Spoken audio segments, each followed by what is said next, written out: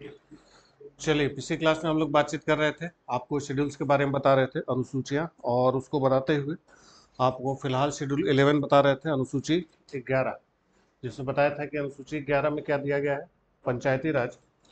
और इस पंचायती राज को जोड़ने का कारण भी आपको बताया था कि बहुत लंबे चौड़े कारण थे इसके लिए, और पूरा अच्छा खासा इतिहास आप इसके पीछे था। पंचायतों का प्रावधान हमारे भारत में प्राचीन इतिहास से रहा है। आप चोलों का इतिहास पढ़ेंगे, अभी जब इतिहास में आपको पढ़ाएंगे तो उसमें चोलों का स्थानीय स्वशासन, लोकल सेल्फ गवर्नमेंट, ये बड़ा फेमस रहा है। एक उत्तर मेरूर अभिलेख मिला जिसमें उनके ग्राम पंचायतों में कैसे व्यवस्थाएं बनती थी, कैसे चुनाव होता था, क्या क्या उनको शक्तियां थी, वो सारी चीज़ें विस्तार से दी गई हैं। तो वो हमारे यहाँ भारत में प्राचीन काल से चला आ रहा था, लेकिन अंग्रेजों के आने के बाद थोड़ा गड़बड़ हो गया। फिर स्वतंत्रता के बाद सरकार ने विकास के बहुत सारे कार्यक्रम चलाने शुरू किए, लेकिन बहुत अपेक्षित सफलता नहीं मिल रही थी। तो वही सामुदायिक विकास कार्यक्रम जब असफल हुआ, कम्युनिटी डेवलपमेंट प्रोग्राम, उसी के बाद सरकार ने फिर अलग अलग समितियां बनानी शुरू कर दी। और उसी के बाद आपको बताया कि सबसे पहले जो समिति बनी थी, कौन सी बनी थी? बलवंत राय मेहता समिति बनी। और उसी बलवंत राय मेहता समिति की जो सिफारिशें आई, तो उस बलवंत राय मेहता समिति ने जो सिफारिश की, तो उसमें कुल कहा गया किस बात के लिए कि भारत में कैसी व्यवस्था पंचायती राज बने, त्रिस्तरीय पंचायती राज व्यवस्था का निर्माण हो। और उसी त्रिस्तरीय पंचायती राज व्यवस्था के लिए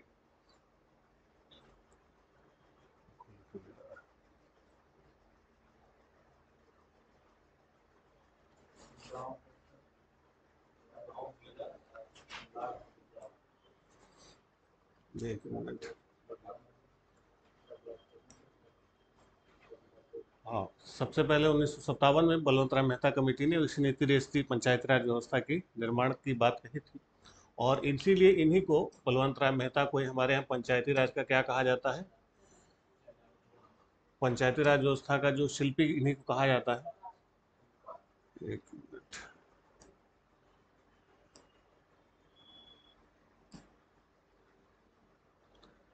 ठीक है।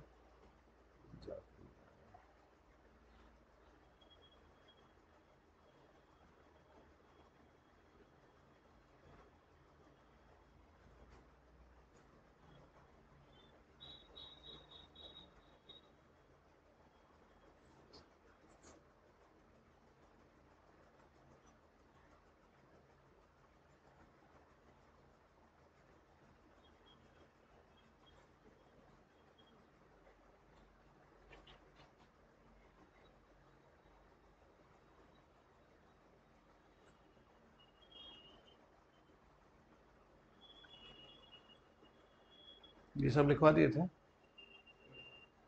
सबसे पहले कहाँ पर आया था? फिर 73वां, फिर अलग अलग समितियां लिखवाई थी। फाइनली दो समितियां थी, कौन कौन सी?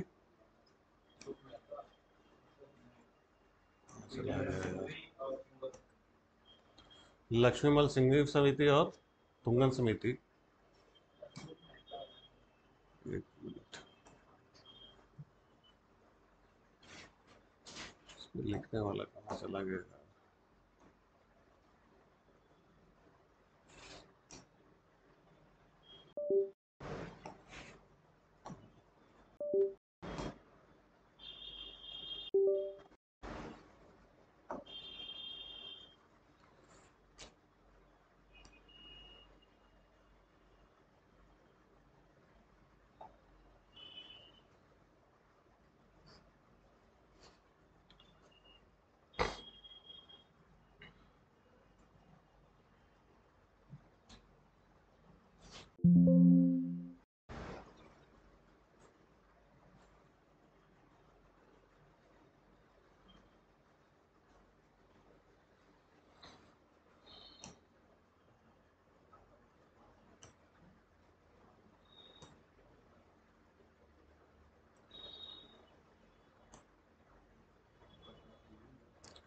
इसके विषय बताए थे, कुल कितने विषय दिए गए हैं? 29 विषय दिए गए हैं। कौन कौन से विषय थे उसको भी आपने पढ़ा था एक बार। चलिए, अब इसमें इनका टेन्योर कितना होगा, कार्यकाल कितना होगा, लिख लीजिए। लिखिए, पंचायतों का कार्यकाल, टेन्योर ऑफ पंचायत, पंचायतों का कार्यकाल तो पंचायतों का कार्यकाल लिखिए, आर्टिकल अनुच्छेद 243 ई, अनुच्छेद 243 ई। तो पंचायतों का कार्यकाल, टेन्योर ऑफ पंचायत कितना दिया गया है, आर्टिकल 243 ई में दिया गया है।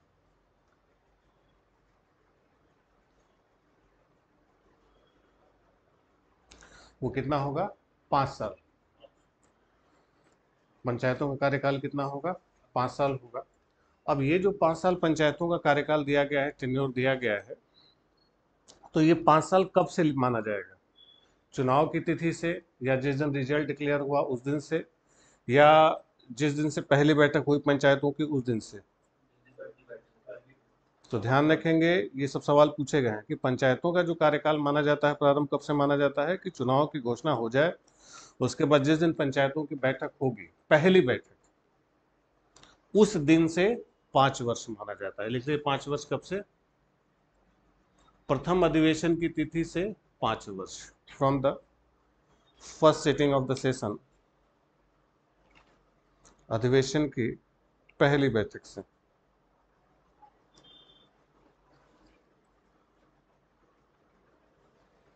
तो अधिवेशन की पहली बैठक से कितना माना जाएगा, 5 साल माना जाएगा।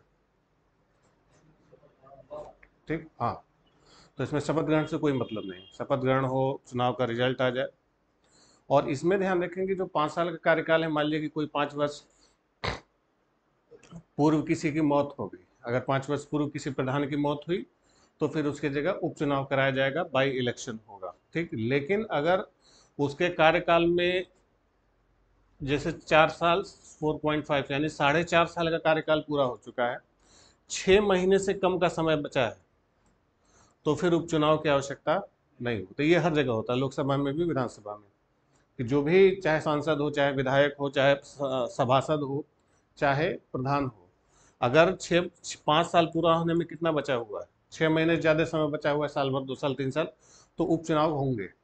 नहीं बचा है तो फिर उपचुनाव की कोई आवश्यकता नहीं होती। ठीक, और इसका जो कार्यकाल पूरा होने से पहले ही अगला चुनाव क्या होगा, कंडक्ट करा लिया जाएगा। ये पूरी व्यवस्था किस में दी गई है, 243 में दिया गया है। और इसमें भी जो चुनाव होगा तो पुनर्गठित पंचायत का कार्यकाल शेष अवधि तक होगा। ऐसा नहीं कि मान लीजिए कि 4 साल बाद प्रधान की मौत हो गई, उसके बाद चुनाव हुआ, फिर वो अगले 5 साल के लिए होगा, नहीं, वो केवल कितने दिन के लिए होगा, 1 साल के लिए होगा। या जैसे सांसद की मौत होगी 3 साल बाद, 2 साल बाद नया सांसद चुना गया, तो इसलिए 5 साल के लिए होगा। केवल शेष अवधि के लिए ही चुनाव होते हैं, जिसको उपचुनाव कहा जाता है, बाई इलेक्शन होता है। लोकसभा विधानसभाओं में भी क्या होते हैं, उपचुनाव होते हैं। उसी तरीके से पंचायतों में भी उपचुनाव की व्यवस्था होती है। वो किस अवस्था में होगी, कि जब उस व्यक्ति की क्या हो जाए, मृत्यु हो जाए, वो पद खाली हो जाए। समझ गए। चलिए, अब इन पंचायतों की जो शक्तियां आपको बताई कि राज्य विधानमंडल को ये शक्ति दी गई है कि वो पंचायतों को ऐसी शक्तियां और प्राधिकार प्रदान करे जो उन्हें स्वायत्त संस्थाओं के रूप में कार्य करने के में समर्थ बनाने के लिए आवश्यक हो, कि सामाजिक आर्थिक न्याय और ये सारी चीज़ें हैं। और 11वीं अनुसूची में जो विषय दिए गए हैं, कुल कितने विषय दिए गए हैं, 29 विषय दिए गए हैं। तो उन 29 विषयों पर कानून बनाने के लिए इनको पूरी व्यवस्था दे दी गई। ठीक, अब इसके लिए इसमें 2 चीज़ आपको खास तौर पर बताया था कि एक, इन पंचायतों में एक राज्य निर्वाचन आयोग की व्यवस्था की गई थी और एक राज्य वित्त आयोग की व्यवस्था की गई थी। इसके लिए अलग अलग अनुच्छेद हैं। लिखिए, अनुच्छेद 243 आई, अनुच्छेद 243 आई,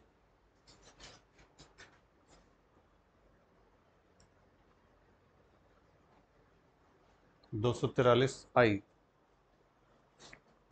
राज्य वित्त आयोग, state finance commission,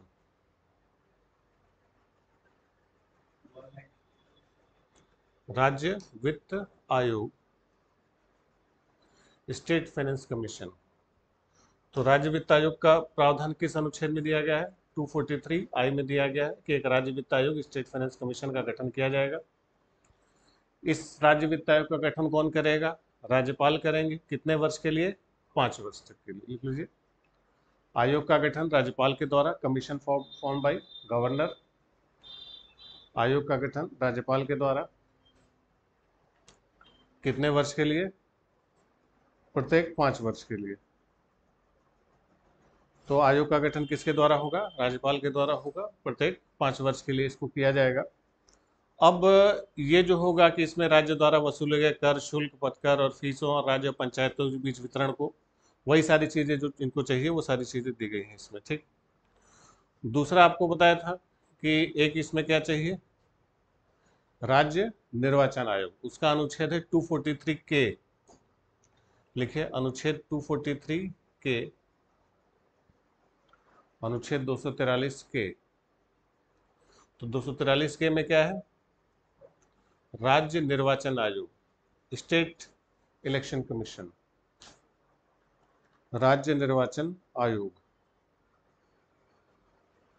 state election commission. तो राज्य निर्वाचन आयोग का प्रावधान किस अनुच्छेद में किया गया है? 243 के। राज्य वित्त आयोग किसमें है? 243 आई में। ध्यान रखेंगे तो वही, जैसे ये पंचायतों के लिए ये व्यवस्था करेगा और नगर निगम के लिए भी यही लोग व्यवस्था करते हैं। ठीक। अब इन पंचायतों में कुछ सीटों पर रिजर्वेशन भी दिया जाता है, आरक्षण दिया जाता है। तो आरक्षण की जो व्यवस्था की गई है इसमें, रिजर्वेशन का जो प्रोविजन किया गया है कि पंचायतों में जो आरक्षण दिया जाएगा, ये दिया जाता है 243 डी से। लिखिए पंचायतों में आरक्षण, रिजर्वेशन इन पंचायत, पंचायतों में आरक्षण।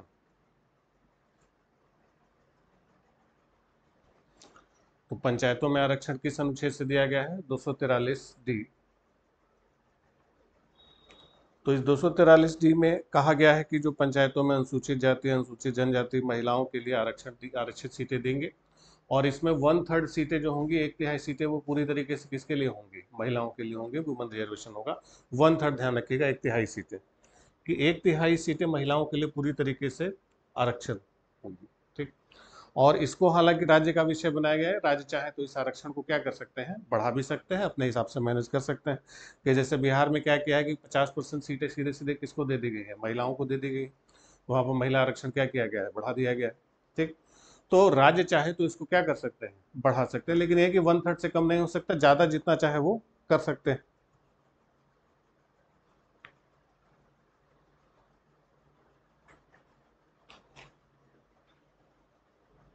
ठीक। चलिए अब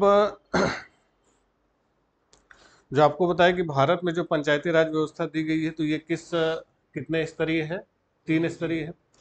तो 3 स्तरीय पंचायती राज व्यवस्था दी जरूर गई है, लेकिन इसमें क्या है कि कुछ राज्यों में इसमें बदलाव किया है। कुछ राज्यों ने बदलाव करने का मतलब है कि कई जगहों पर 2 स्तरीय है और कई जगहों पर 1 स्तरीय भी है, अरे 3 स्तरीय भी है, कहीं कहीं पर 4 स्तरीय व्यवस्था भी की गई है। ठीक है। तो लिखिए विभिन्न राज्य की पंचायती राज व्यवस्थाएं, पंचायती राज सिस्टम्स इन डिफरेंट स्टेट्स, विभिन्न राज्य की पंचायती राज व्यवस्थाएं। तो अलग अलग राज्य की व्यवस्थाएं दी गई हैं। कितने स्तरीय हैं, बस ये हम आपको लिखवा देते हैं। सबसे पहले लिखिए 4 स्तरीय, 4 टियर, 4 स्तरीय, 4 टियर। तो 4 स्तरीय पंचायती राज व्यवस्था भारत के केवल एक राज्य में है। कहां पर है? पश्चिम बंगाल। तो वहां पर ग्राम पंचायत, अंचल पंचायत, उस तरीके से 4 स्तरीय व्यवस्था होती है। ठीक। फिर 3 स्तरीय हर लगभग हर जगह है। बाकी जो लिखा है उसको छोड़ के बाकी सब जगह क्या है? 3 स्तरीय है। ठीक। फिर 2 स्तरीय लिखिए, 2 टियर। 2 स्तरीय व्यवस्था में है असोम, असम यानी असोम, उड़ीसा, असम, उड़ीसा, मध्य प्रदेश,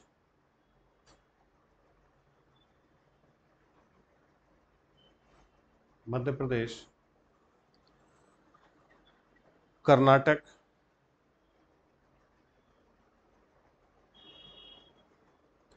कर्नाटक, हरियाणा। ठीक। यहाँ पर कितने स्तरीय व्यवस्था है? 2 स्तरीय। फिर लिखिए 1 स्तरीय, 1 टियर,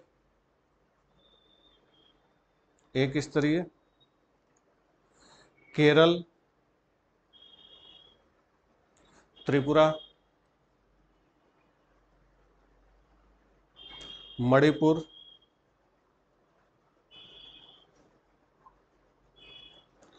सिक्किम,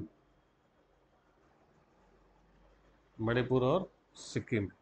ठीक, जम्मू कश्मीर भी लिख लिया क्योंकि जम्मू कश्मीर पहले राज्य हुआ करता था, तो वहां पर भी कितने स्तरीय था, एक स्तरीय था। बाकी जितने हैं यूपी, बिहार, महाराष्ट्र, आंध्र प्रदेश, हिमाचल, पंजाब, गुजरात, तमिलनाडु, राजस्थान, यहाँ पर सब कितने हैं, 3 स्तरीय। बाकी जहां पर जो इसके अलावा नहीं, सीधे सीधे 3 स्तरीय आप कर सकते हैं। ठीक, अब ये जो पंचायतें हैं ये अलग अलग, ये राज्यों का विषय है कि राज्य उसको कितना करना चाहते हैं, वो राज्य अपने मन से उसको करते हैं। ठीक है, तो इस पंचायती राज व्यवस्था में आपको बताया था कि किस संशोधन से जोड़ा गया, 73वें संशोधन से जोड़ा गया। कौन सी अनुसूची थी, 11। तो इसके लिए संशोधन नंबर कौन सा था, 73वां संविधान संशोधन था। इसके पहले भी आपको बताया था कि सरकारों ने प्रयास किया था, जिसमें राजीव गांधी की सरकार ने प्रयास किया। कौन सा संशोधन था, बताए थे उस दिन जो प्रयास किया गया था, 64वां संशोधन विधेयक प्रस्तुत किया गया था। लिख लीजिए अलग से, उसको नहीं लिखे थे शायद उस दिन, लिख लीजिए। लिखिए 1989, 1989।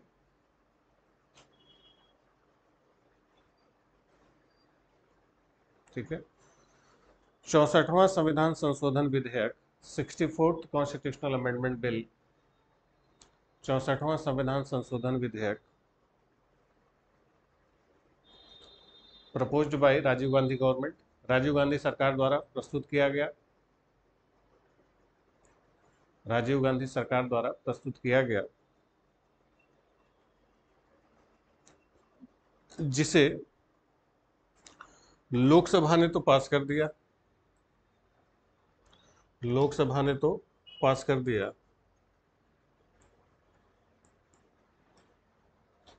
लेकिन राज्यसभा द्वारा अस्वीकृत हो गया। Which was passed by Lok Sabha but denied by Rajya Sabha,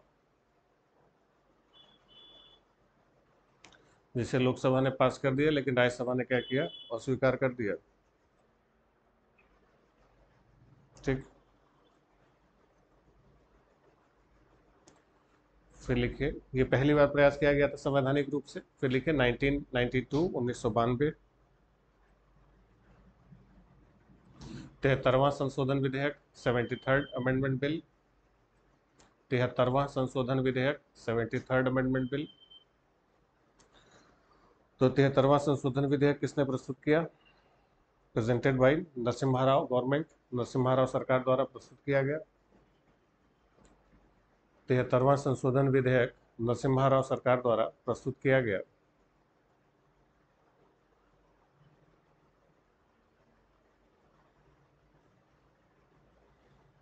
ठीक, जिसे लोकसभा और राज्यसभा ने 22 और 23 दिसंबर 92 को पारित कर दिया। विच was passed by Lok Sabha and Rajya Sabha on 22nd and 23rd December respectively,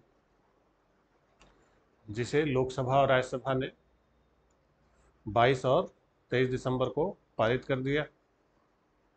यानी लोकसभा ने कितने दिसंबर को, 22, और राज्यसभा ने 23 दिसंबर को पारित किया।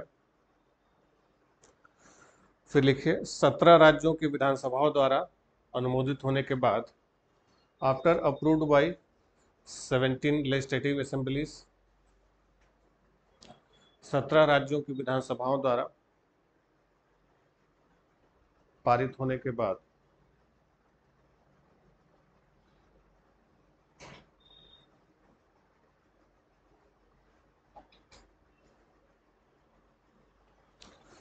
बीस अप्रैल 1993 को राष्ट्रपति ने अपनी सहमति प्रदान की। On 20th of April 1992, sorry 1993, 24 अप्रैल 1993, राष्ट्रपति ने अपनी सहमति प्रदान की। प्रेसिडेंट गिव हिज असेंट 20 अप्रैल, 20 अप्रैल 1993 को राष्ट्रपति ने अपनी क्या दी, सहमति प्रदान की। और फिर लिखिए 24 अप्रैल 1993 से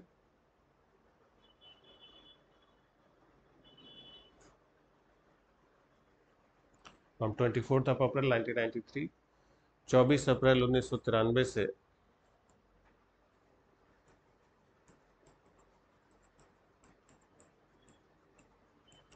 73वां संशोधन भी पूरे देश में लागू हो गया। 73rd amendment came into force throughout the nation। 73वां संशोधन पूरे देश में लागू हुआ। ठीक, इस संशोधन से देखिए, बाय दिस अमेंडमेंट संविधान का भाग 9 स्थापित किया गया, पार्ट 9 ऑफ इंडियन कॉन्स्टिट्यूशन। इस संशोधन द्वारा संविधान का भाग 9 पार्ट 9 वाज रिस्टेब्लिश्ड, भाग 9 पुनर्स्थापित किया गया।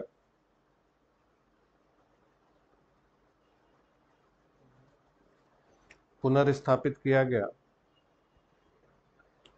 और 16 नए अनुच्छेद जोड़े गए। Part 9 reestablished and 16 new articles were added.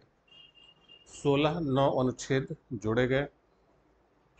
कितने नए अनुच्छेद आए थे? 16 नए अनुच्छेद आए।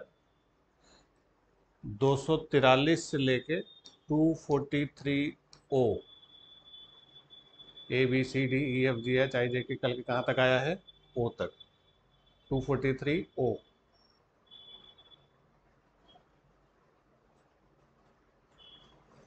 ठीक है, यानी 243, फिर 243 ABCD करते करते कहाँ तक आ गया?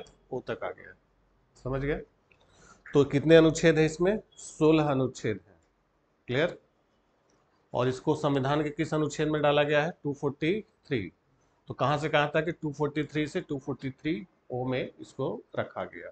ठीक, अब इन्हीं पंचायतों के माध्यम से सारे काम किए जाते हैं। सरकार की जितनी योजनाएं सरकार प्रयास करती है इसी को लागू कराने का। ठीक, चलिए अब आ जाइए, शेड्यूल कौन सा आएगा? 12, अनुसूची 12 लिख लीजिए। शेड्यूल 12, अनुसूची 12, अनुसूची 12 लिख लीजिए। ये किस संशोधन से आया? देखिए, 74वें संविधान संशोधन के द्वारा, बाई 74th अमेंडमेंट।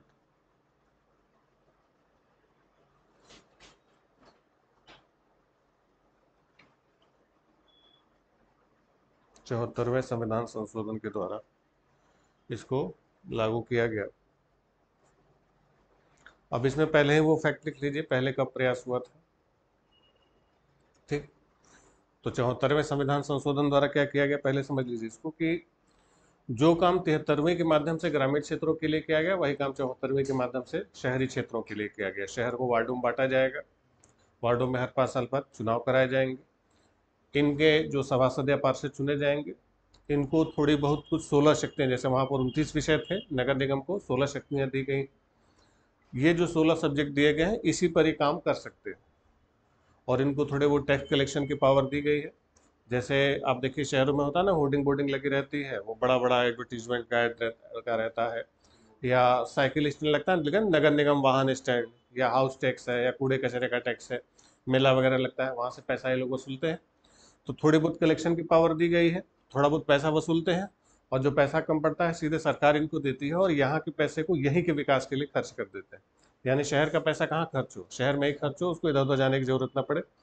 तो जो छोटे मोटे शहर के काम होते हैं ना, वो सड़क, गली टूट गया है तो खड़ंजा टूट गया है, तो सीवर जाम हो गया, तो गटर का ढक्कन टूट गया है, तो स्ट्रीट लाइट फ्यूज हो गई, तो इन छोटे मोटे कामों के लिए अब केंद्र सरकार, राज्य सरकार नहीं आएगी। तो इसके लिए क्या बनाया गया है? यही नगर निगम बनाया गया। जैसे सीवर जाम होता है तो आप सांसद विधायक को थोड़े पकड़ते हैं, सभासद को पकड़ते हैं, वैसे गटर का ढक्कन टूट गया उसको ठीक कराओ इसे। ताकि हर छोटे मोटे काम के लिए केंद्र सरकार, राज्य सरकार को ना आना पड़े, ये लोकल लेवल पर अपना काम खुद कर ले।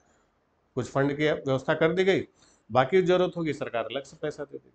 ठीक, तो इसको भी पहले दोनों एक ही साथ थे नगर, तो इसको भी पहले राजीव गांधी सरकार ने प्रस्तुत किया था, उसमें 65वां संशोधन था, लेकिन उसको भी लोकसभा ने पास किया, राज्यसभा ने पास नहीं किया। फिर वही नरसिम्हा राव आए तो उन्होंने कौन सा 74वां संशोधन विधेयक प्रस्तुत कर दिया, जो वही पास हुआ। लिख लीजिए कहानी, लिखे 1989, 1989, 1989, 65वां संशोधन विधेयक, 65 अमेंडमेंट बिल, 65वां संशोधन विधेयक 65वां संशोधन विधेयक किसके द्वारा? भाई राजीव गांधी गवर्नमेंट, राजीव गांधी सरकार द्वारा। प्रेजेंटेड इन लोकसभा, लोकसभा में प्रस्तुत किया गया।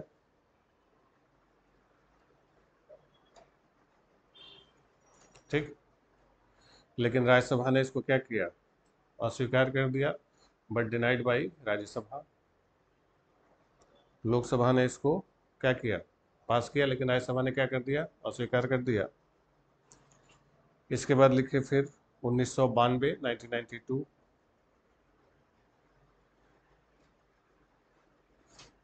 1992,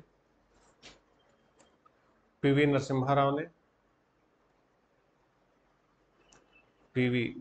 राव ने 73वां संशोधन विधेयक, अरे सॉरी, ये कौन सा नंबर का है? 74वां संशोधन विधेयक, 74वां संशोधन विधेयक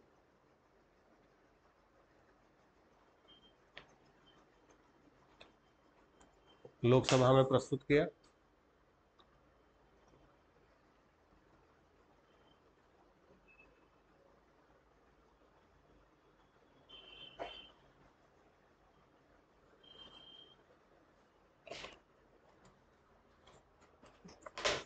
कहाँ प्रस्तुत किया? लोकसभा में, जिसको वही 22 और 23 दिसंबर को, 22 और 23 दिसंबर 1992 को क्रमशः लोकसभा और राज्यसभा द्वारा pass by Lok Sabha and Rajya Sabha in 22nd and 23rd December 1992। 22 और 23 दिसंबर को लोकसभा और राज्यसभा द्वारा पारित कर दिया।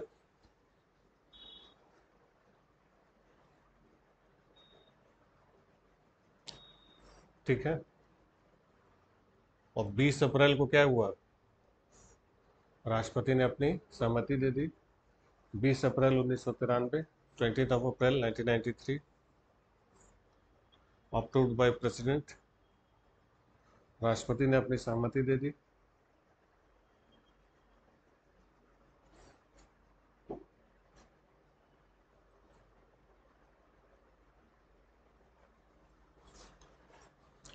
इससे संविधान में भाग 9 ख पार्ट 9 बी,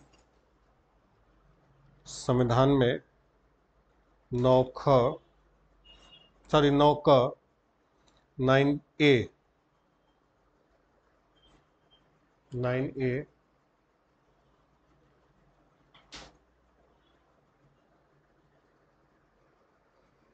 और 18 नए अनुच्छेद जोड़े गए, 18 न्यू आर्टिकल्स।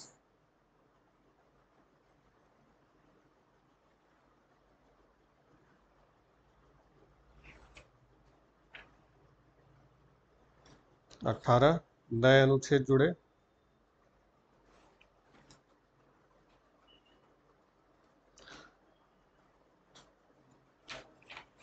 नए अनुच्छेद 18 न्यू आर्टिकल्स।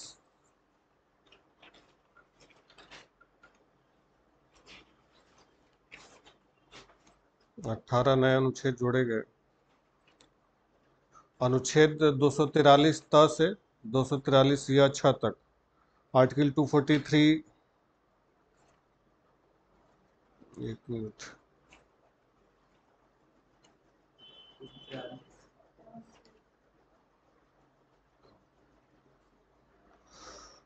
243 त से, हिंदी में त से य 6 तक, इंग्लिश में क्या हो जाएगा? त को क्या बोलते हैं अंग्रेजी में?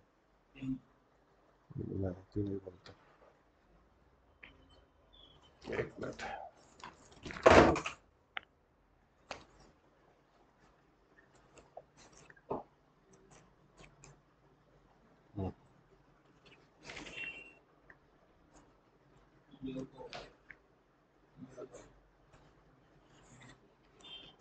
243 पी, पी से 243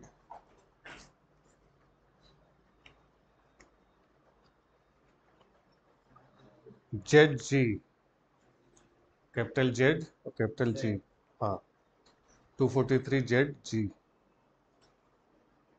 ठीक, तो उसमें वैसे ही है, परिभाषाएं दी गई हैं, इनका गठन है, इनका कार्यकाल है, संरचना है, इसका गठन है, रिजर्वेशन इसमें भी दिया गया है, लिख लीजिए 243T, 243T, स्थानों का आरक्षण, रिजर्वेशन ऑफ सीट्स, स्थानों का आरक्षण। तो आरक्षण किसमें दिया गया है? 243T। हिंदी में ये 243 न होगा, ठीक है। फिर इसके बाद इनका, जैसे वहां पर कार्यकाल लिखवाया था, अवधि 5 साल पहली बैठक से, वैसे यहाँ भी टेंडर होता है। देखिए 243U, 243 ओ, 243U, नगर पालिकाओं की अवधि, ड्यूरेशन ऑफ म्यूनिसिपैलिटीज।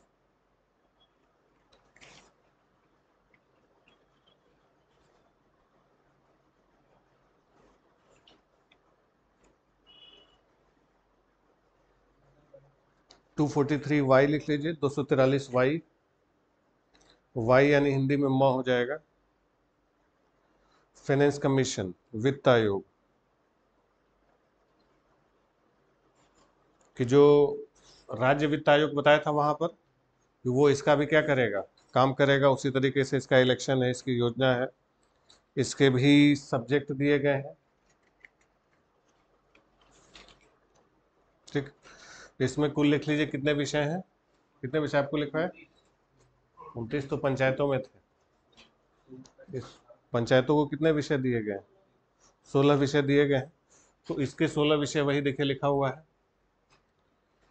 नगरीय योजना, जिसके अंतर्गत शहरी की योजना है, भूमियों के उपयोग, आर्थिक सामाजिक विकास की योजना है, सड़कें, पुल, घरेलू, औद्योगिक और वाणिज्यिक प्रयोजनों के लिए जल प्रदान करना, लोक स्वास्थ्य, स्वच्छता, सफाई, कूड़ा करकट प्रबंधन, अग्निशमन जो होता है ना, क्या बोलते हैं इसको, हाँ, फायर ब्रिगेड वाले, नगरीय वानिकी, पर्यावरण संरक्षण और पारिस्थितिक पहलुओं की अभिवृद्धि। इसके अलावा समाज के दुर्बल वर्ग, जिनके अंतर्गत विकलांग और मानसिक रूप से मंद व्यक्ति शामिल है, के हितों का संरक्षण, गंदी बस्ती सुधार उन्नयन, नगरीय निर्धनता उन्मूलन, नगरीय सुख सुविधाओं जैसे पार्क, उद्यान, खेलों के मैदानों की व्यवस्था, सांस्कृतिक, शैक्षणिक, सौंदर्य परक पहलुओं की अभिवृद्धि, शव गाड़ना, कब्रिस्तान, सौदा और शमशान, विद्युत सौदा, कांजी हाउस, पशुओं के प्रति क्रूरता का निवारण, जन्म मरण सांख्यिकी, जिसके अंतर्गत जन्म मृत्यु का पंजीकरण, लोक सुख सुविधाएं, जिसके अंतर्गत पथ प्रकाश, पार्किंग, बस स्टॉप, जन सुविधाएं, वेधशाला और चर्म शोधनशालाओं का विनियमन, ये सब छोटी छोटी चीजें रखी गई। तो ये जो दोनों चीजें आपने देखा कि 11वीं और जो 12वीं अनुसूची हम लोग देख रहे थे अब तक, तो इसमें ध्यान रखिएगा कि सब कुछ बिल्कुल वैसे ही पंचायतों के तरीके से। इसमें भी कार्यकाल 5 साल का होगा, पूरा होने से पहले अगर 6 महीना पहले कोई मर जाता है तो फिर बाई इलेक्शन नहीं होगा, अगर 6 महीने ज़्यादा का समय बचता है तो उपचुनाव होगा शेष अवधि के लिए। तो ये जो 11th और 12th शेड्यूल जोड़ा गया, ये क्या दिखाता है? ये दिखाता है कि लोकल लेवल पर, स्थानीय स्तर पर हम अपना शासन खुद से चलाएं। अपने शासन को क्या कर रहे हैं? खुद से चला रहे हैं। तो अपने शासन को खुद से चलाने की व्यवस्था किस शेड्यूल में दी गई है? 11वीं और 12वीं अनुसूची। इसीलिए 11वीं और 12वीं अनुसूची को मिला के क्या कहा जाता है? स्थानीय स्वशासन। स्वशासन, ठीक है। तो स्थानीय स्वशासन यानी जिसको इंग्लिश में कहते हैं लोकल सेल्फ गवर्नमेंट, लिख लीजिए स्थानीय स्वशासन, local self government is equal to स्थानीय स्वशासन बराबर अनुसूची 11 प्लस अनुसूची 12। तो अनुसूची 11 और 12 को ही मिला के क्या बनता है? स्थानीय स्वशासन, लोकल सेल्फ गवर्नमेंट। ठीक, अब देखिए ये स्थानीय स्वशासन क्यों लाया गया? लाया इसीलिए गया था कि भाई स्थानीय स्तर पर काम हो सके, चाहे ग्रामीण स्तर हो चाहे शहरी स्तर हो। जो काम 11वीं अनुसूची के माध्यम से ग्रामीण क्षेत्रों के लिए किया गया, वही 12वीं के माध्यम से शहरी क्षेत्रों के लिए किया गया। शहरी क्षेत्रों के लिए हालांकि काम अंग्रेज भी करते थे, क्योंकि अंग्रेज ज़्यादातर कहाँ रहते थे? शहरों में रहते थे। तो बड़े बड़े शहरों के लिए म्यूनसिपल कॉरपोरेशन की स्थापना इन्होंने की, और जितने भी भारत के बड़े नेता हैं इन बड़े नेताओं की राजनीतिक शुरुआत नगर निगम से ही हुई थी। ये लोग जवाहरलाल नेहरू, सुभाष चंद्र बोस, सरदार पटेल। तो जवाहरलाल नेहरू कलकत्ता नगर निगम के चेयरमैन थे। कलकत्ता कह रहे हैं, इलाहाबाद नगर निगम के चेयरमैन थे। सुभाष चंद्र बोस कलकत्ता नगर निगम के चेयरमैन थे। पटेल जी अहमदाबाद से थे। तो बड़े नेताओं की शुरुआत यही नगर निगमों से ही हुई थी हमारे। तो ये लोग क्योंकि वहां से थे, वहाँ की व्यवस्थाएं जानते थे, पहले से नेता हमारे उससे परिचित थे। तो ये व्यवस्था शुरुआत की अंग्रेजों ने कि भाई छोटे छोटे शहर जो होते थे उनके जहाँ जहाँ रहते थे, सबसे पहले जो नगर निगम मद्रास में इन सबों ने बनाया था। मद्रास इनकी सबसे पहली प्रेसिडेंसी थी अंग्रेजों की। तो वहाँ की व्यवस्था चलाने के लिए लोकल लेवल पर कि वहाँ पर उनको पावर दे दी जाए कि थोड़ा बहुत टैक्स कलेक्शन करे और अपने शहर का विकास व्यवस्थित ढंग से वो खुद कर ले, ताकि हर काम के लिए, छोटे मोटे काम के लिए केंद्र सरकार या ब्रिटिश गवर्नमेंट को न ध्यान देना पड़े। काम शुरू किया। एक वायसराय हुआ करता था मेयो, जिसकी हत्या हुई थी अंडमान निकोबार में, उसी ने इसके बारे में प्रावधान करना शुरू किया था। फिर बाद में एक और वायसराय है रिपन। रिपन को माना जाता है कि वो भारत में स्थानीय स्वशासन का जनक माना जाता है, कि रिपन ने इसको शुरू किया था। यानी मेयो ने शुरुआत की थी, लेकिन व्यवस्थित रूप किसने दिया था? रिपन ने दिया था। किसको? स्थानीय स्वशासन के लोकल लेवल पर अपना शासन। लेकिन ये लोग केवल शहरी क्षेत्रों तक सीमित थे, ग्रामीण क्षेत्रों के लिए इनका कुछ खास योगदान, कुछ ध्यान ये सब नहीं देते थे अंग्रेज। वो बस क्योंकि शहरों में लोग रहते थे, उन्हें उसी का विकास करना था, तो उसी के लिए लोग काम करते थे। लेकिन शुरुआत इन लोगों ने कर दी। और फिर जब बड़े बड़े नेता हमारे आए, ये सब पटेल और नेहरू और बोस जैसे नेता, ये लोग भी मतलब ये नगर निगम के ही थे अध्यक्ष, शहरों से ही गए थे निर्वाचित होकर ये लोग। तो इन लोगों ने इस तरफ ध्यान देना शुरू किया। लेकिन स्वतंत्रता के बाद सरकार का ध्यान किधर गया? ग्रामीण क्षेत्रों की तरफ गया। तो मेन फोकस ये था कि ग्रामीण विकास। आपको बताया था कि जो कम्युनिटी डेवलपमेंट प्रोग्राम फेल हुआ, उसी के बाद सरकार ने ध्यान देना शुरू किया कि भाई सरकार गांव तक पहुंचे कैसे, योजनाओं का लाभ गांव तक पहुंचे कैसे, क्योंकि भारत गांवों का देश है, उसका विकास होगा तभी भारत का विकास होगा। इसी उद्देश्य से इन्होंने शुरू किया, कर तो दिया। अब जिस उद्देश्य से शुरू किया गया, लगभग 30 साल हो गए। 30 साल होने को आए, 30 साल तो हो ही गए, पूरे 30 साल पूरे हो गए। तो क्या ये स्थानीय स्वशासन का जो कॉन्सेप्ट था, जो 73वें और 74वां संशोधन, यानी अनुसूची 11 और अनुसूची 12, जिस उद्देश्य से लाया गया था, अपने उद्देश्यों में सफल रहा या नहीं रहा?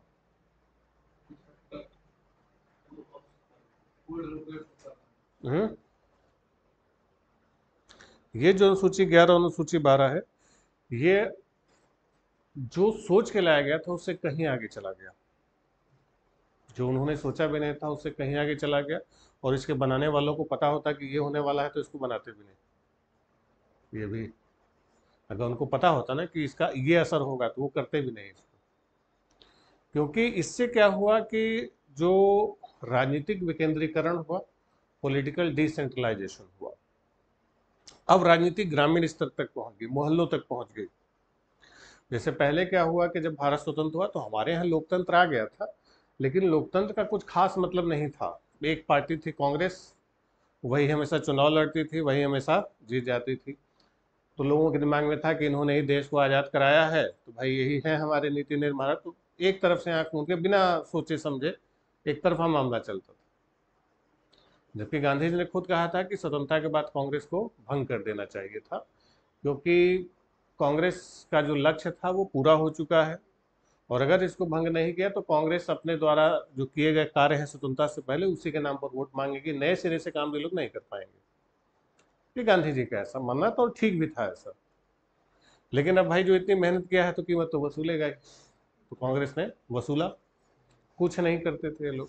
जितना जो नहीं होता कि ऊपरी मन से जो करना है करे, भाई आपको जड़ से शुरू करना था। जवाहरलाल नेहरू तक तो ठीक ठाक था, उसके बाद सब चौपट हो गया। जवाहरलाल नेहरू तो क्यों नीचे से उठे हुए थे, तो वहां तक ठीक ठाक चला, उसके बाद कांग्रेस एकदम समझ लीजिए कि चौपट काम करना शुरू कर देती है। ठीक। तो लोकल लेवल पर लोगों को सरकार का, विधानसभा के चुनाव क्या होते हैं, लोकसभा के चुनाव क्या होते हैं, पता ही नहीं था लोगों को। अभी बहुत कम लोगों को जानकारी इसकी हो पाती। बस वो चुनाव आया, वोट दिए, दे के चले आया। वो एक था बैलों की जोड़ी है सब। पहले कांग्रेस निशान नहीं था, बैलों की जोड़ी और ऐसे करके निशान हुआ करता। पंजा उंजा तो बाद में बना, इंदिरा गांधी के आने के बाद। तो बस बैलों की जोड़ी पर देना है तो जाके वोट लगा के चले आए, यही होता था। फिर 93 का जब साल आया, जब पंचायती राज आया, तो फिर भाई लोगों को लगता था कि भाई विधायक जी सांसद जी वो तो बहुत बड़े आदमी हैं, दिल्ली में बैठते हैं, लखनऊ में बैठते हैं, हमारे यहाँ कौन आता है, गाँव में कौन जाता है। लेकिन जब पंचायतों के चुनाव 93 के बाद से होने शुरू हो गए और शहरी स्तर पर नगर निगम के चुनाव हुए 93 के बाद, तो जब चुनाव हुए, चुनाव प्रचार हुआ, तो शहर जो सभासद या जो प्रधान होते थे चुने जाते थे, किस आधार पर चुने जाते थे कि भाई फलाना जाति के हम हैं तो हमारी जाति के लोग हमको वोट देंगे, आप हमारे धर्म के हैं तो हमारे धर्म पे हमको वोट देंगे, हमारे भाई पट्टीदार है, गाँव में यही चलता है ना, भाई पट्टीदार वोट देंगे अपना तो देंगे। तो पहली बार इसी चक्कर में जीत गए, कोई दिक्कत नहीं। लेकिन पता चला जीत तो गए लेकिन काम कुछ नहीं किए। भाई हमने वोट दिया, हमने इनको जिताया, अब वो हमारे बीच में दिख रहा है कि हमारे ही वोट से ये जीता है, हमारे बीच टहला है साल भर, 5 साल टहला है हमारे बीच, तो दिखाई देता है ना, सांसद विधायक कहाँ दिखाई देता। फिर चिताया गया कि अरे जीत तो गया, कुछ करोगे, गाँव के हमारे घर के सामने सड़क नहीं बनी, देखो ये नहीं हुआ, नहीं वो नहीं हुआ, अरे ठीक है बनेगा, ये वो करके अपना अगली बार फिर चुनाव हुआ, फिर वोट ले लिए। तो थोड़ा सा लोग कहे कि यार वोट तो दे रहे हैं लेकिन कुछ करोगे तब, कि ऐसे ही वोट देंगे। फिर जीत गए, फिर कह रहे हैं, फिर वो कह नहीं काम कर रहा है। और जो दूसरा उसका प्रतिद्वंदी है वो लगातार आपसे शिकायत कर रहा है कि बताइए जीत के ये भी काम नहीं कर रहा है, हमको काम करना चाहिए। तो फिर लोगों को लगा कि यार ये ठीक आदमी नहीं, जाति के नाम पर, धर्म के नाम पर वोट तो दे रहे हैं अपने रिश्तेदार को, अपने पट्टीदार को, लेकिन हमारे लिए कुछ खास काम नहीं कर रहा। ये तो अपने ही स्कॉर्पियो खरीद रहे हैं, अपना ही घर के सामने सड़क चौड़ी करवा रहे हैं, अपना ही सब कुछ बनवा रहे हैं, हमारा कुछ नहीं कर रहे हैं, बताइए, हमारे ही सामने, हमारे ही वोट से जीते। तो फिर अगली बार वोट देना बंद कर दिया, भाई इसको वोट देंगे जो काम करेगा। तो 5 साल के बाद, फिर 10 साल के बाद, फिर धीरे धीरे करके परिस्थितियां बदलने लगी। अब परिस्थितियां ये हुई कि सब पैसा भी ले लेते हैं, वोट भी नहीं देते हैं। तो पैसा देते हैं ना, वो चुनाव में आप देखिए पैसा पकड़ाते हैं सभासद में, और इसमें पैसा भी लेंगे लेकिन वोट उसी को देंगे जो हमारे लिए काम करेगा, सीधी बात है, ये सब नहीं चलेगा।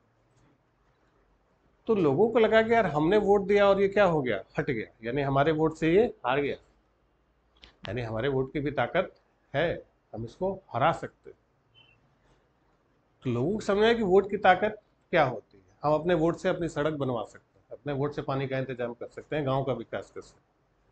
तो वही धीरे धीरे अवेयरनेस है कि फिर विधायक को भी तो वोट हम ही देते हैं, सांसद को भी तो वोट हम ही देते हैं। तो सोचिए 90 का जो दशक रहा, 90 के आसपास का जो दशक रहा हमारे भारत की राजनीति में, भयंकर रूप से कहा जाता है कि गठबंधन का एक दौर चला था, कोalition सरकार बनती थी, अकेले कोई सरकार बना ही नहीं पाता था, सरकार बनी बिगड़ी क्योंकि स्थायी रूप से किसी को मेजोरिटी नहीं मिलती।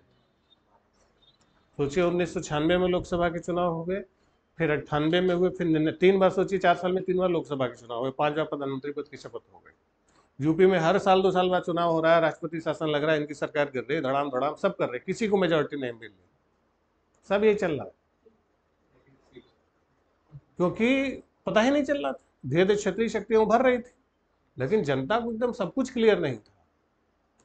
2002-3 तक यही चला है, 3, 4, 5 के बाद स्थिति थोड़ी सी बदलनी शुरू हो गई कि 2004 में अचानक से कांग्रेस को क्लियर मेजोरिटी मिली थी।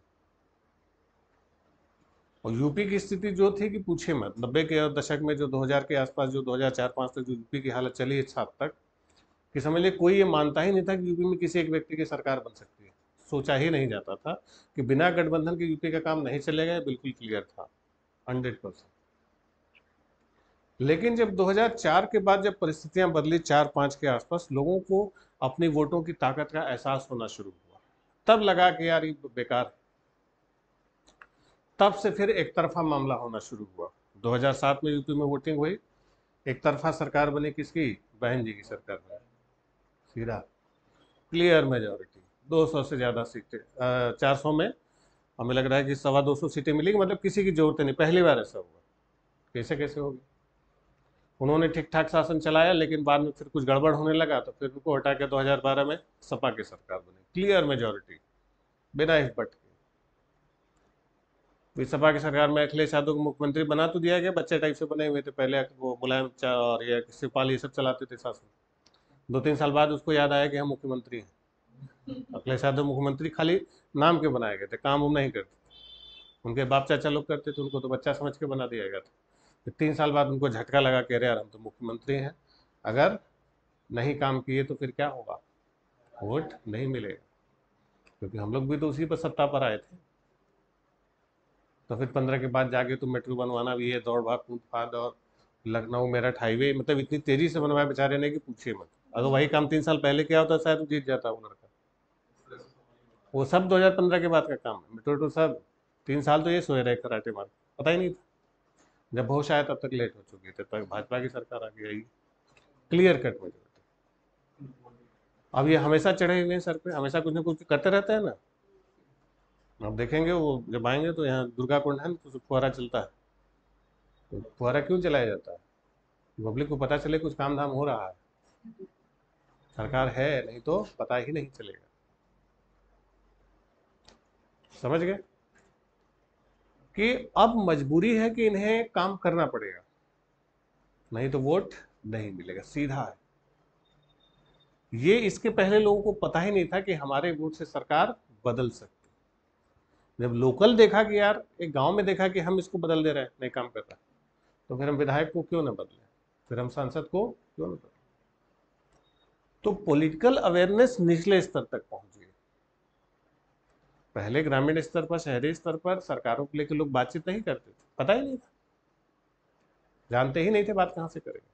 अब होती, करते, नीचे से चल के करते। क्यों करते हैं? क्योंकि अब ये जाग चुके हैं। समझ गए? और सबसे ज्यादा जागरूकता 11वीं अनुसूची की है ग्रामीण क्षेत्रों में।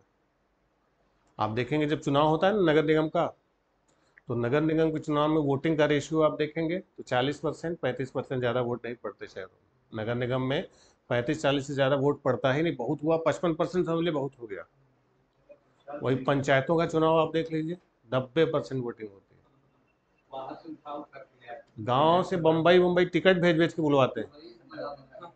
बम्बई टिकट भेजा जाता है कि टिकट भेजना, आके वोट डालो, शहरों में गाड़ियां जाएंगी, इतने गांव के लोग शहर में, गांव एक एक आदमी को ढूंढ ढूंढ के सब ले आते हैं।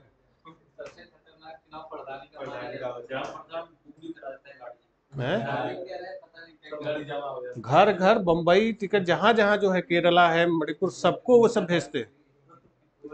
आप जब चुनाव देखेंगे उसका जब रेशियो, तो पंचायतों के वोटिंग रेशियो 90% के आसपास होती, 85-90 से कम है ही नहीं, क्योंकि अवेयरनेस आ गई, वोटों की ताकत पता चले कि एक एक वोट की कीमत कितनी। जबकि शहरी क्षेत्रों में लोगों को उतना फर्क नहीं पड़ता है, पढ़े लिखे जाहिल हो चुके हैं, इनको अपने वोट की ताकत का अंदाजा नहीं। अब इनको क्या है, बैठे बैठाए सब कुछ मिल रहा है, दिक्कत नहीं, लेकिन ग्रामीण क्षेत्रों में है। तो ये जागरूकता है कि अब मजबूरी में ही सही सरकार को काम करना पड़ता है। तो इसी ने बताया कि अगर काम नहीं करेंगे तो वोट नहीं मिलेगा। पहले नहीं पता था लोगों को कि हमारे वोट से सरकार बदल सकती है, क्योंकि पहले बीच वाले को देखा ना, कि हमें वोट दिए तो प्रधान बना फिर रहा, अपने घर के सामने की सड़क चौड़ी करवा लिया, अपना घर ऊंचा करवा लिया, हमारा घर में कुछ कर ही नहीं रहा। तो फिर हम इसको वोट क्यों देंगे? हम क्यों धर्म के आधार पर, जाति के आधार पर और अपने पट्टीदारी के आधार पर, पट्टीदारी के आधार पर वोट मिलता नहीं देंगे। तो इससे राजनीतिक रूप से क्या आई? जागरूकता, इसी को पॉलिटिकल अवेयरनेस कहते हैं। तो अगर हमारे नेताओं को पता होता है कि ये इतनी राजनीतिक जागरूकता फैला देगा, तो शायद ये सब बनाते ही नहीं, क्या बहुत मेहनत करनी पड़ती है। अब देखिए प्राइम मिनिस्टर 5 साल चुनाव के में परेशान रहते हैं बेचारे, वो परेशान है उद्घाटन करते हुए। अब देखिए भाषण, लगता है प्रधानमंत्री कितने बिजी रहते होंगे, हमेशा भाषण देने, चिल्ला रहे हैं। वो 6-6 घंटे की नहीं, वो रैली करते हैं, रोड शो, कि बाप रे बाप कितना मेहनत कर रहे हैं ये। कभी पीवी नरसिम्हा राव को देखा इतना मेहनत करते हैं? ये सब मनमोहन उन्होंने कुछ नहीं करते, छोड़ो, उन लोग को भाव ही नहीं। अटल बिहारी वाजपेयी रोड शो वोशो नहीं करते थे, हाँ एक बार भाषण दिए खत्म। इधर देखिए हर जगह मोदी मोदी चारों तरफ दिखते थे, क्योंकि इनको पता है कि जरा सा चूके, पब्लिक जागरूक, अवेयर, ये हमें छोड़ेंगे नहीं। तो समझ गए? तो ये 11वीं 12वीं सूची जो सोच के बनाया गया था, उससे कहीं ज़्यादा ये क्या हुआ, असरकारी साबित हो गया, जिसने लोगों के अंदर जागरूकता पैदा की, अवेयरनेस किया, और लोगों को ये बताया कि अब नेता करेंगे काम, और जब नहीं काम करेंगे तो उनको वोट नहीं दिया जाएगा। समझ गए? चलिए, तो यहाँ पर हमारा पूरा होता है अनुसूची कौन सा, 12 हो गए सारे। तो हम लोग शुरू किए थे कहाँ से? संवैधानिक विकास, फिर विदेशी स्रोत, भाग और अनुसूचियां। अब आएगा क्या? अनुच्छेद। आर्टिकल, अनुच्छेद लिखे हैं आप लोग, पढ़ना शुरू कीजिए। पहला अनुच्छेद बताइए क्या लिखा हो। आर्टिकल 1, भारत राज्यों का संघ है। India is the union of state. ठीक, तो पहला है कि भारत राज्यों का संघ है। तो राज्यों का संघ का मतलब क्या होता है? संघ का मतलब पहली बात तो क्या होता है? यूनियन। यूनियन का मतलब क्या होता है कि जैसे मान लीजिए कि जो ग्लोबल लेवल पर जो पॉलिटिकल सिस्टम चलते हैं, वैश्विक स्तर पर जो राजनीतिक व्यवस्थाएं चलते हैं, वो 3 प्रकार की होती है। एक व्यवस्था होती है जिसको कहा जाता है फेडरल सिस्टम। क्या बोलते हैं? Federal system. तो जो फेडरल सिस्टम होता है कि जैसे एक केंद्र सरकार है और एक राज्य सरकार है। ठीक, केंद्र और राज्य होते हैं, दोनों के बीच एक एग्रीमेंट है, एक समझौता किया गया है, और एक समझौते के द्वारा दोनों एक दूसरे से जुड़े हैं। और जुड़ने के लिए क्या हुआ है? रिटर्न में एग्रीमेंट हुआ है। केंद्र के पास इतनी पावर नहीं है कि राज्यों के मामले में इंटरफेयर करे, और राज्यों के पास भी इतनी पावर नहीं है कि वो केंद्र के मामले में इंटरफेयर करे। दोनों की शक्तियां अलग अलग। ठीक, दोनों बराबर रूप से पावरफुल। जैसे अमेरिका है, तो अमेरिका में फेडरल सिस्टम चलता है। वहाँ के जितने भी राज्य हैं, राज्यों की अपनी शक्तियां हैं, अपने नियम कानून हैं, अपनी व्यवस्थाएं हैं, और केंद्र की चीजें अलग। वहां पर केंद्र चाहे तो राज्य के मामले में इंटरफेयर नहीं कर सकता, और राज्य चाहे तो केंद्र से टूट के अलग नहीं हो सकता। हर राज्य का अपना अपना व्यवस्था है, नियम है। जैसे आपको अमेरिका में जाना हो तो पहले आपको अमेरिका की नागरिकता लेनी होगी, फिर जिस राज्य में रहना है वहाँ की नागरिकता अलग से लेनी पड़ेगी। अलग अलग कानून है। जैसे हमारे यहाँ मृत्युदंड देते हैं, सजाए मौत, तो सजाए मौत के रूप में फांसी का फंदा बांधते हैं, टांग देते हैं। वहाँ पर आप देखेंगे हर राज्य की अलग अलग व्यवस्था है। कहीं पर फांसी के फंदे से मारते हैं, कहीं गोली से मारते हैं, कहीं बिजली का झटका दे के मारते हैं, कहीं जहर का इंजेक्शन दे के मारते हैं, इलेक्ट्रिक शॉक, और कहीं कहीं कुछ राज्यों में सजाए मौत है ही नहीं। तो हर राज्य की अलग अलग व्यवस्था है वहाँ पर। तो यानी दोनों की शक्तियां बिल्कुल एक दूसरे से क्या है? बराबर है। तो ऐसे सिस्टम को क्या बोलते हैं? Federal system. दूसरा होता है कन्फेडरेशन। कन्फेडरेशन में क्या होता है कि यानी इसमें फेडरल सिस्टम में क्या है? केंद्र बराबर राज्य, दोनों बराबर। कन्फेडरेशन में क्या होता है? कन्फेडरेशन जिसको परिसंघीय व्यवस्था बोलते हैं,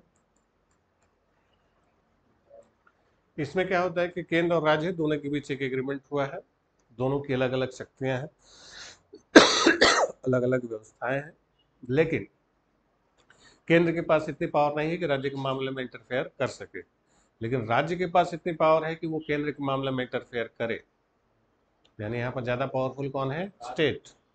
इवन स्टेट के पास इतनी पावरफुल पावर होती है कि वो चाहे तो केंद्र से टूट के अलग भी हो जाए। यानी यहाँ पर एक केंद्र है और एक राज्य है। ज्यादा शक्तिशाली कौन है? राज्य। केंद्र की शक्तियां कम। तो इसीलिए आप ईस्टर्न यूरोप में देखेंगे, रशिया पहले कन्फेडरेशन था, रशियन कन्फेडरेशन टूट गया, कई सारे छोटे छोटे टुकड़ों में टूट गया। ईस्टर्न यूरोप में देखेंगे बहुत सारे छोटे छोटे थे, जहां उनको लगता है कि ठीक नहीं है, जन्म संग्रह कराएंगे, अलग हो जाएंगे फटाक से। बहुत छोटे छोटे देश यूरोप में आपको मिलेंगे। ठीक, तो वहां पर कैसी व्यवस्था है? परिसंघीय व्यवस्था। तीसरा होता है यूनियन, यानी संघ। तो इसमें भी एक केंद्र है और एक राज्य। यहां पर ज्यादा पावरफुल कौन है? केंद्र। आपको बताया था कि 7वीं अनुसूची में सारी अच्छी चीजें किसने रखी हैं? केंद्र ने अपने पास रखी है। सब पावर केंद्र के पास, यानी मामला एक तरफा है इसमें। समझ गए? फेडरल सिस्टम में केंद्र और राज्य एक दूसरे के बराबर है। एग्जाम्पल कौन है? फेडरल कॉन्फेडरेशन में, परिसंघीय व्यवस्था में क्या है? केंद्र कमजोर है और राज्य शक्तिशाली है, इसलिए केंद्र कभी कभी टूट भी जाता है। और संघ में क्या है? केंद्र शक्तिशाली है, राज्य कमजोर। तो भारत राज्यों का क्या है? संघ, यूनियन। समझ गए? अब इसको दूसरी भाषा में कहा जाता है, इसको कहा जाता है अविनाशी केंद्र और अविनाशी राज्य। इसको कहा जाता है कि विनाशी केंद्र और अविनाशी राज्य। इसको कहते हैं अविनाशी केंद्र और विनाशी राज्य। विनाश का मतलब टूटना, अविनाश का मतलब नहीं टूटना। यहाँ पर दोनों क्या है? अविनाशी। यहाँ पर कौन विनाशी है? केंद्र विनाशी है और राज्य क्या है? अविनाशी। और यहाँ पर केंद्र विनाशी है और राज्य विनाशी। समझ गए? जैसे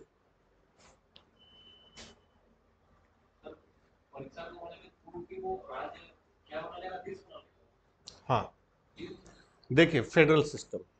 फेडरल सिस्टम क्या है? अविनाशी राज्यों का अविनाशी केंद्र, इंग्लिश में लिखा हुआ है इंडस्ट्रिएबल सेंट्रल और इंडस्ट्रिएबल स्टेट्स, यानी केंद्र और राज्य दोनों क्या है? बराबर है। इस व्यवस्था में केंद्र और राज्य एक दूसरे से टूटकर अलग नहीं हो सकते, लेकिन दोनों शक्तिशाली होते हैं। जैसे अमेरिका में केंद्र और राज्य की अपनी अपनी शक्तियां, और यहाँ पर केंद्र और राज्य की अलग अलग नागरिकता होती है। समझ गए? क्लियर हुआ? अगला देखिए, कॉन्फेडरेशन, परिसंघ व्यवस्था भी उसको बोलते हैं। अविनाशी राज्यों का विनाशी केंद्र। राज्य कमजोर हैं, अरे सॉरी, राज्य मजबूत है और केंद्र क्या है? कमजोर। तो यहाँ पर केंद्र के मामले में राज्य हस्तक्षेप कर सकता है, लेकिन केंद्र नहीं। अविनाशी राज्यों का विनाशी केंद्र, यहाँ पर केंद्र, राज्य केंद्र से टूटकर एक नया देश बना सकते हैं, क्योंकि राज्य क्या होते हैं? ज्यादा शक्तिशाली। और तीसरे में क्या है? विनाशी राज्यों का अविनाशी केंद्र, यहाँ पर केंद्र राज्य के मामले में हस्तक्षेप कर सकता है। समझ गए? तो आर्टिकल 1 में कहा गया है कि भारत राज्यों का क्या है? संघ, यूनियन। यानी पावरफुल हमारा कौन है? केंद्र है। राज्यों की स्थिति हमारे यहाँ क्या है? बहुत कमजोर दी गई। क्लियर हुआ? समझ में है? चलिए ठीक है, अभी के लिए इतना ही रखते हैं। कल मिलते हैं फिर इससे आगे अनुच्छेदों पर हम लोग चर्चा करते हैं। इकोनॉमिक्स देखा जाए हम लोग।